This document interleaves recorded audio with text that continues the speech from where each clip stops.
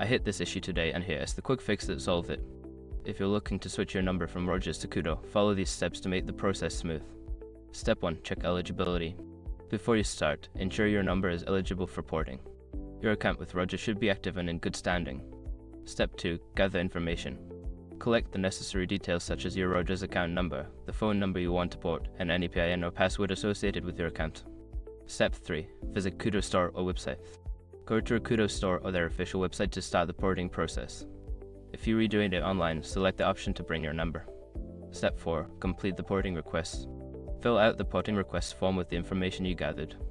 Make sure everything matches your Rogers account details to avoid delays. Step 5. Wait for confirmation. After submitting your request, you'll receive a confirmation email or message. The porting process usually takes a few hours, but it can take up to a day. If you notice any issues, check your email for updates. Switching carriers can be a hassle, but following these steps should help you transition smoothly to Koodo. Good luck with your new service.